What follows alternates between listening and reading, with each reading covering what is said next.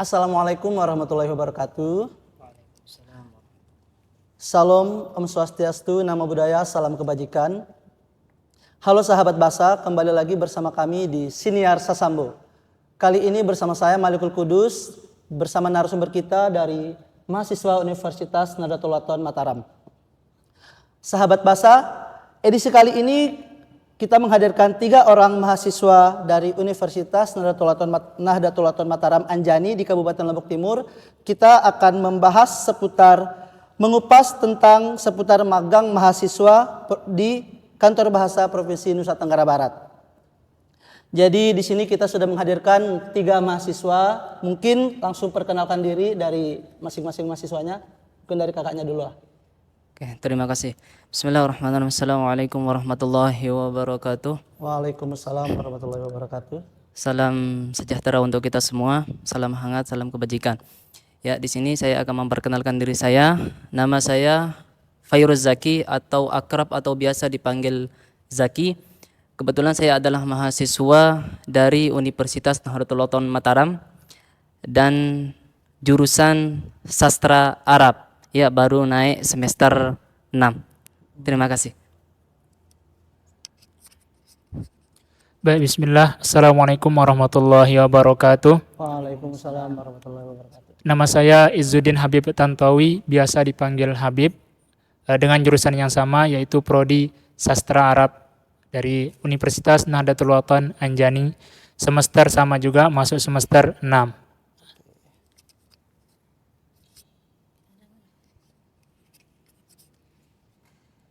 Oke, baiklah, saya akan memperkenalkan diri saya. Nama saya Siti Humero Alfia, biasa dipanggil Humero. Jurusan saya sama seperti saudara-saudara kami, yaitu Prodi Sastra Arab, semester 6. Terima kasih. Oke, baiklah. Inilah narasumber kita. Kebetulan mereka bertiga sudah melakukan magang ya di Kantor Bahasa Provinsi Nusa Tenggara Barat. Bagaimana kabarnya, sehat semuanya? Alhamdulillah sehat. Oke, terus magang kemarin bagaimana kabar magangnya kemarin? Lancar? Alhamdulillah lancar. Oke, jadi berbicara tentang mahasiswa, mungkin nanti kita akan mengupas sedikit tentang jurusannya ya. Tadi jurusan Sastra Arab. Iya, sastra. Mengapa kalian mengambil jurusan Sastra Arab? Ya, di sini alasan saya pribadi atau kami belum tahu, nanti teman-teman yang 2 ini kan. Alasan saya pribadi mengambil alasan saya pribadi mengambil jurusan Sastra Arab itu sendiri karena kita kan identik dengan santri kalau di Anjani kan. Coba nanti Anda datang ke Anjani lihat seperti apa santri-santri yang di Anjani. Kan santri itu identik dengan pelajaran-pelajaran kitab, ada nahwu sarafnya, ada balaghah mantiknya, semuanya ada kita pelajari di sana. Nah, itulah alasan kami mengapa kami mengambil jurusan Sastra Arab. Karena identiknya dengan santri itu sendiri tadi, kita mempelajari tentang ilmu-ilmu yang berbasis tentang Arab, ya, tentang negara-negara yang berbasis dengan Arab, Madinah dan sebagainya lah. Nah, itulah alasan kami mengambil pelajaran atau jurusan Prodi Sastra Arab itu sendiri. Terima kasih. Oke, berarti lebih ke meneruskan background sebelumnya. Iya, karena sebelumnya pernah nyantri. Iya, pernah nyantri sebelumnya. Sebelum masuk ada namanya universitas di sana, keagamaan lah yang kita sebut di Anjani sana, ada namanya Ma'had Darul Quranul Hadis Nahdlatul Ulama di Anjani. Makanya supaya berkesinambungan dengan ma'had kami teruskan lagi kuliah di Universitas Nahdlatul Ulama Mataram dan mengambil jurusan Sastra Arab. Terima kasih. Mungkin dari teman-temannya mungkin ada alasan yang berbeda atau alasan yang sama mungkin ya. Ya nggak apa-apa, Kak Izzuddin dulu. Kalau alasan saya pribadi ya, karena di jurusan Sastra Arab ini apa yang sama sih sebenarnya sama saudara Zaki tadi, untuk melinierkan atau menyambungkan apa yang pelajaran kita paginya. Jadi di Anjani itu kita sistemnya sorenya kuliah, paginya mahat atau paginya nyantri lah. Paginya belajar kitab, sorenya itu kita masuk sastra Arab, pelajarannya juga berbahasa Arab. Jadi satu jalur lah, tidak berbeda dengan pelajaran paginya itu. Nah, cuman itu mungkin. Mungkin dari saudara. Mungkin saudari Siti ya, panggilannya Siti. Humaira. Oh Humaira, oke Humaira. Mungkin bisa dijelaskan kenapa ambil jurusan sastra Arab? Oke, terima kasih. Alasan pribadi saya mengambil jurusan sastra Arab karena pribadi saya sendiri itu apa namanya sangat suka dengan bahasa Arab. Bahasa lain juga saya suka, tapi ini salah satu yang saya suka, yaitu belajar bahasa Arab. Gitu. Dulu pas masih SMA, dulu apa namanya bahasa Arab adalah hobi saya gitu. Hobi. Terus ketika udah tamat dari SMA, apa namanya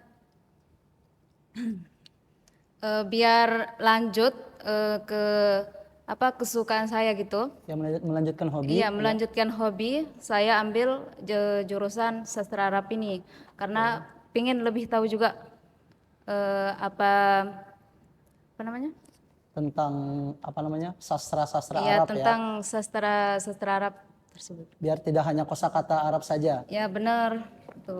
Biar lebih luas gitu. Kita ambil sastra Arab. Makanya mengambil sastra Arab karena sebelumnya kan Kak Humaira sudah belajar kosakata-kosakata, Iya, kemudian ingin melanjutkan dulu dengan sastra. saya juga mondok gitu. Oh mondok juga sama dengan Kak Zaki, mondok juga ya. Mondok juga. Pondoknya sama, beda. Enggak beda sih. Oke, ahlan wa sahlan. Ahlan wa sahlan ya. Nah. Oke. Kaifa haluk? Bi khair alhamdulillah. Oke, baik. Mabik. Jadi kebetulan saya juga pernah belajar bahasa Arab sedikit tentang seperti tadi ahlan wa sahlan, kaifa haluk dan lain-lain. Mas Muka Kamil, gitu-gitu ya. Oke. Iya, kalau istilahnya al-muhadasa al-yaumiyah. Daily conversation lah istilahnya ya. Iya, Oke. gitu. Kemarin kan sudah melakukan magang di kantor bahasa Provinsi Nusa Tenggara Barat. Bagaimana atau apa kesan awal kakak-kakak sekalian tentang kantor bahasa Provinsi Nusa Tenggara Barat ini? Bagaimana impresi ketika masuk pertama kali ke sini atau sebelumnya pernah ke sini atau awal lah tentang kantor bahasa Provinsi Nusa Tenggara Barat? Baiklah, boleh saya pertama ini. Mungkin Kak Humaira dulu coba. Baiklah. Satu alasan yang begitu berkesan selama kami magang atau saya pribadi yang magang di sini, yaitu bisa berkesempatan belajar dan lebih mengerti apa itu KKLP literasi, kan udah kita belajar masalah literasi, apa itu KKLP perlindungan, kami kami diajarkan bagaimana kita melindungi bahasa, juga apa kita belajarnya, bisa belajar masalah BIPA juga di sini kita diajarkan semua itu di sini. Itu sih kesan yang paling berharga menurut saya. Terus misalkan pas pertama kali apakah Kak Humaira pernah ke kantor bahasa sebelumnya atau Belum, ini berarti pertama kali ke sini ya? Pertama Magang juga di sini. Pertama kali lihat gedung kantor bahasa itu apa yang dipikirkan oleh Kak Humaira? Ya, Atau pertama kali dengar kantor bahasa lah? pertama kali dengar kantor bahasa itu apa ya? Mungkin tentang kebahasaan seperti itu ya, mungkin satu jurusan lah dengan sastra Arab seperti itu ya mungkin kiranya. Oke, mungkin dari Kak siapa namanya, Kak Izzuddin mungkin. Bagaimana kesan awal di kantor bahasa? Ya, mendengar kantor bahasa ketika kami dikirimkan gitu kan surat magang di kampus kami. Kantor bahasa, tempat magangnya di kantor bahasa. Sedikit tergambar apa kantor bahasa itu, seolah-olah mohon maaf. Ya. Sedikit menganggap remeh gitu bahasa ini. Tapi ternyata kalau sudah masuk, waduh, ternyata orang-orang di dalamnya orang-orang luar biasa dan kayak sangat penting gitu bahasa ini perlu dijaga, terutama bahasa daerah dan terus menggunakan bahasa Indonesia itu sendiri. Nah itu kesan pertama kali mendengar kantor bahasa. Kemudian setelah masuk, bertemu dengan orang-orang yang mungkin di luar di sana di luar kampus maupun tempat-tempat lain kita tidak menemukan orang-orang hebat seperti orang-orang di dalam kantor bahasa ini. Itu kesan ketika baru masuk. Maka teringat saya dengan kata-kata tak kenal maka Tak sayang. bukan, tak kenal maka tak tahu. Karena bagaimana Oh, iya. bagaimana kita menyayangi seseorang sebelum kita mengetahuinya dulu. Oh, berarti tak kenal maka tak tahu. Tak tahu itu menurut saya yang paling tepat kan. Nah, cuman itu mungkin dari saudara Zaki. Ya mungkin saudara Zaki mungkin bagaimana kesan awal tentang kantor bahasa. Kalau berbicara tentang apa namanya kesan awal kita masuk atau berprogram di kantor bahasa ini, ya saya pernah dulu lewat di sini, akan tetapi saya menghiraukan hal itu. Ya, akan tetapi yang demikian kemarin pada saat kami berada di tempat masing-masing, di kos masing-masing, mungkin ada di teman, mungkin ada di rumah masing-masing atau di pondok masing-masing. Surat dari kampus terkirim kan? Surat dari kampus terkirim pemberitahuan tentang kita akan melaksanakan magang. Jadinya magang di sana kebetulan kami bertiga dipilih menjadi peserta magang di sini di kantor bahasa ini. Tapi saya tidak pernah mengetahui akan magang di tempat ini, tapi kemarin saya mau membicarakan tentang hal ini sama teman-teman bahwa saya pernah lewat di sini akan tapi tidak pernah masuk, tapi saya malu, saya takut mereka tidak percaya. Jadinya itulah hal-hal yang perlu kita ya. Nah, terus menurut pengalaman magang di tempat ini, saya banyak memperoleh tentang ilmu-ilmu di sini, terutama ilmu kebahasaan. Dan yang kedua, ilmu tentang kedisiplinan tentang waktu. Yang dulunya kami sulit untuk mengatur waktu pas lagi di pondok mungkin di Anjani, akan tapi setelah di Mataram ini ya kami baru tahu kehidupan di perkantoran itu atau kehidupan bersama pegawai-pegawai yang pegawai-pegawai yang luar biasa ilmunya. Di sini kita baru mengetahui tentang artinya waktu itu. Seperti seorang tafkir mengatakan ilmu itu ibarat pedang. Jikalau kita tidak bisa menggunakan waktu itu ibarat pedang. Jikalau kita tidak bisa menggunakan waktu itu dengan semaksimal mungkin, sebaik mungkin, seistimewa mungkin, waktu itu yang akan merugikan kita atau menusuk kita atau membunuh kita. Nah, itulah pentingnya kita menghargai waktu. Sama seperti halnya kita magang di tempat ini, PKL di tempat ini, bekerja di tempat ini, ya waktu ada masuk. Kita baru tahu masuk kerjanya jam 8, terus liburnya Sabtu dan Ahad.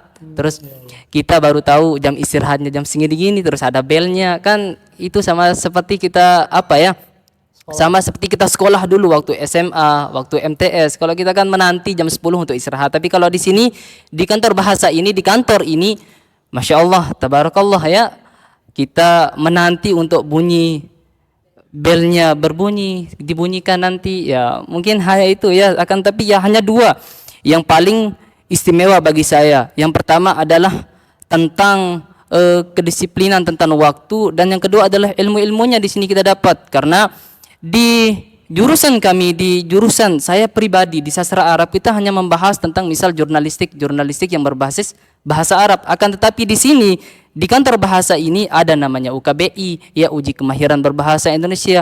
Saya kira bahasa Indonesia saya dulu luar biasa kan. Akan tapi setelah saya masuk di sini, ya saya baru tahu skor yang kita dapatkan di sini tidak sebanding dengan apa yang kita pikirkan. Ya Mas ya. Itu yang membuat saya lebih penasaran untuk menggali bahasa Indonesia, karena bahasa Indonesia ini jikalau kita dengar dari kuliah-kuliah lain, universitas lain, jikalau ada mahasiswa bertemu, contohnya jurusan bahasa Indonesia dan jurusan matematika, pasti yang jurusan matematika ini mengatakan untuk apa mengambil jurusan bahasa Indonesia, karena kan kita hidup di Indonesia.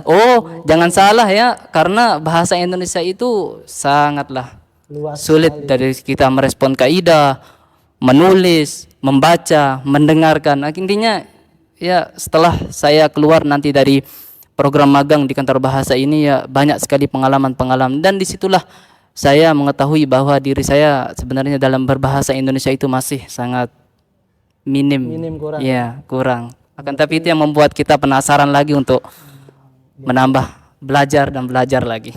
Ya, terima kasih Mas. Oke, berarti ilmu-ilmu yang menurut kalian bahasa Indonesia itu sudah cukup sebenarnya masih Iya, minim masih banget sangat ya. minim banget, masih sangat sedikit. Setelah masuk di Iya. kantor bahasa. Ya, kantor bahasa ini karena di sini terdetail, terinci cara jadwalnya di sini. Banyak teman-teman yang magang, akan tapi magang itu kan identik dengan kita bekerja atau membantu pegawai, akan tapi di sini itu bersyukurnya kita di sini kita dibentuk untuk selalu belajar dan belajar dimanapun kita ditempatkan. Ya Mas ya. Banyak sekali peran-peran kantor bahasa di sini Iya, banyak sekali.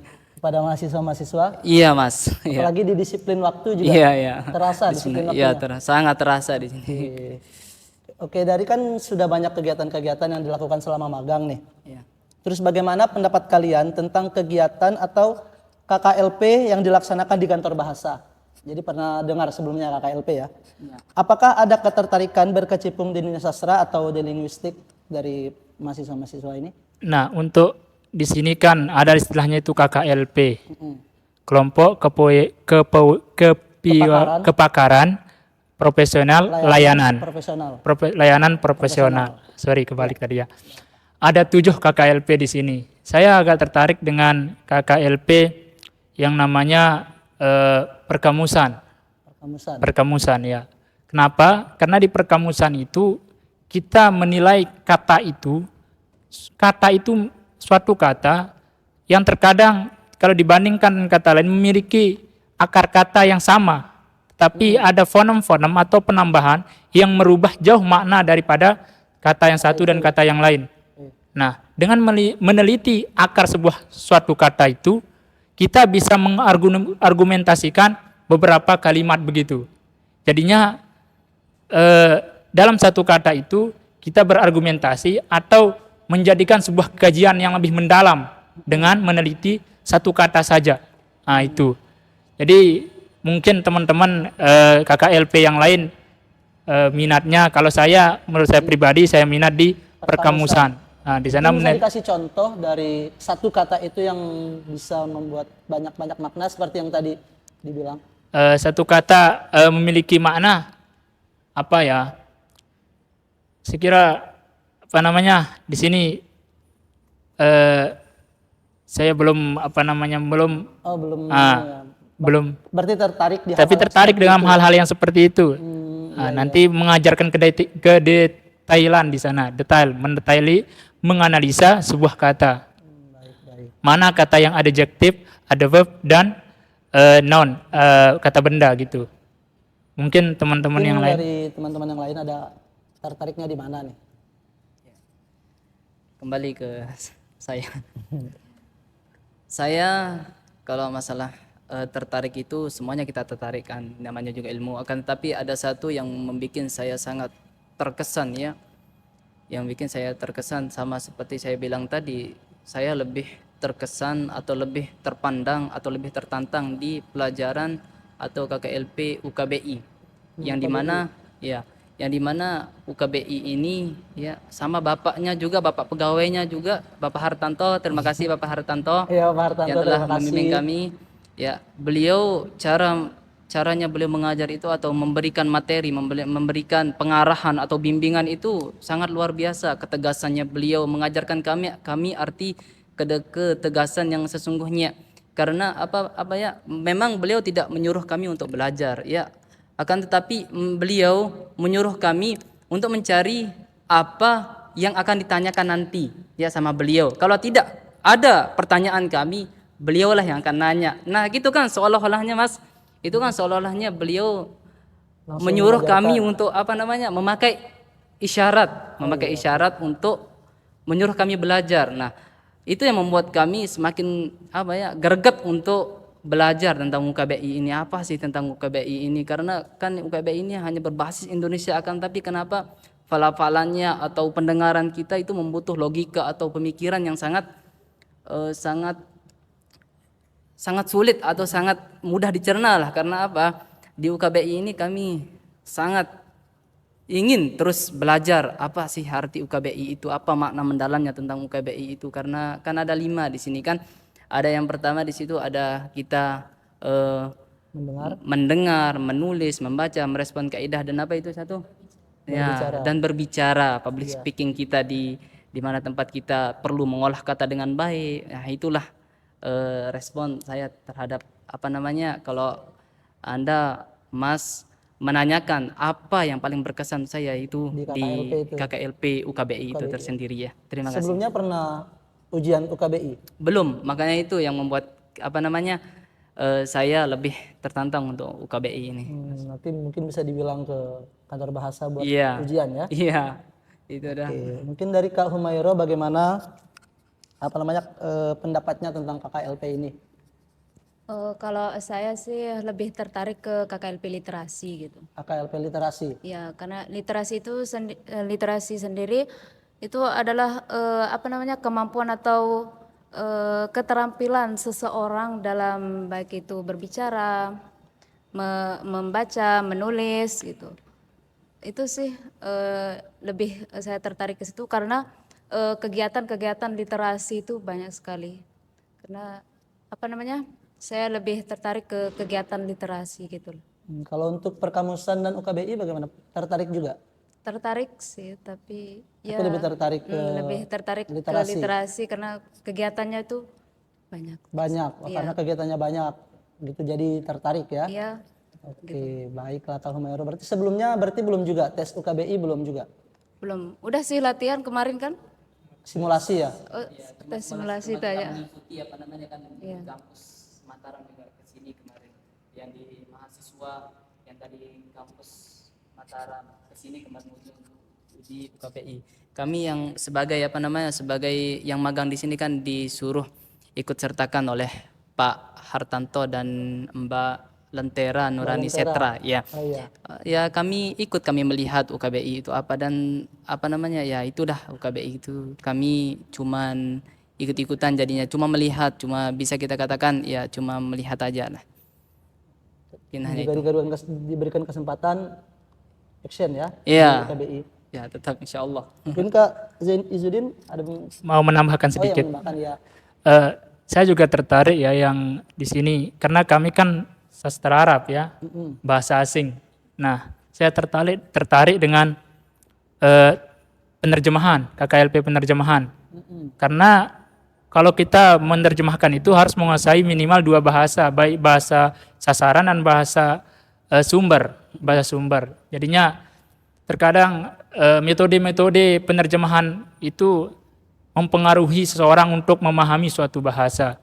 Misal kita mau menerjemahkan bahasa Arab ke Indonesia atau Inggris ke Indonesia, kalau metode yang digunakan kurang tepat, otomatis menyulitkan orang untuk memahami. Jadi di dalam KKLP penerjemahan ini banyak sekali metode-metode yang diajarkan oleh Bapak Sapuan ya, Bapak Sapuan. Pak Safwan. Nah, untuk mengajarkan kita, walaupun itu cuma gambaran umumnya tidak mendetail gitu. Ada 8 lah metode secara detail. Secara umumnya cuma 2 gitu. Ada yang berpatokan ke bahasa sumber, ada yang berpatokan ke bahasa sasaran gitu. Jadi karena kita fakultas prodi sastra Arab, saya tertarik dengan itu juga. Selain dari perkamusan, KKLP penerjemahan, mungkin dari ada penambahan? Ada? Ada tambahan Kak Humaira? Nggak ada. Mungkin berarti tadi Kak Izudin ya. Kak Izudin sebelumnya pernah nggak menerjemahkan misalkan kalimat bahasa Indonesia ke bahasa Arab tapi dalam bentuk buku gitu. Misalkan bukunya bahasa Arab nih. Iya. Terus ditulis-tulis pakai bahasa Indonesia. Pernah menerjemahkan seperti itu? Kan kita di dunia santri ya, di itu sering sih menerjemahkan kita itu menerjemahkan sebuah kata dalam bahasa Arab ke Indonesia maupun Indonesia ke Arabnya. Sering gitu. Cuman untuk mentranslitasi atau menerjemahkan sebuah buku secara full itu belum, tapi kalau setengahnya, kalau kita kan kitab, menerjemahkan setengah kitab itu sudah gitu. Di dunia pondok lah.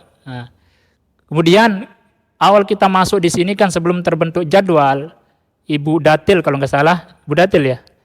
Beliau ada tugas kan menyuruh kita, ada seseorang yang menyuruh lembaga dari kantor bahasa ini menerjemahkan sebuah apa kemarin itu kartu keluarga atau apa akta kelahiran dari Yaman itu langsung kami disuruh untuk menerjemahkan. Alhamdulillah kami terjemahkan kerjasama sama teman-teman bertiga, lalu kita kirim hasil terjemahan kami ke dalam bahasa Indonesia itu ke Ibu Datil. Nah, sorenya diambil oleh pihak yang minta untuk menerjemahkan itu. Nah, itu Berarti mungkin banyak sekali yang menarik di KKLP ini gitu ya. menarik sekali gitu makanya. Mungkin kita dari sekian banyak kegiatan dan lain-lain mungkin sudah dialami berapa lama magangnya? Kalau kami itu kurang lebih 1 bulan. Oh, 1 bulan. Bulan Februari ini dari 1 Februari sampai 1 Maret nanti. Berarti selama magang ini udah panjang ya, otomatis sudah banyak sekali ilmu-ilmu yang didapat, kegiatan-kegiatan yang dialami atau dilaksanakan di sini. Alhamdulillah. Dan kalian sudah terjun penuh lah di sini istilahnya ya. Bagaimana, apakah ada harapan atau apa harapan untuk Kantor Bahasa Provinsi Nusa Tenggara Barat ke depannya? Nah, untuk sistem ataupun ya pelayanan yang dilakukan oleh kantor bahasa ini sangat bagus sekali. Mungkin kalau saran atau apa istilahnya tadi? Harapannya lebih mengenalkan ke lembaga-lembaga atau instansi-instansi yang lebih bawah atau lebih ke daerah-daerah yang terpencil, misalnya jangan hanya sekitar Mataram, KLU, dilompat ke Bima, Dompu. Kami yang di Lombok Timur baru mengenal yang namanya kantor bahasa ini. Bahkan saya juga tertarik dengan duta bahasa itu, orang-orang yang hebat dalam public speaking dan lain sebagainya di sana.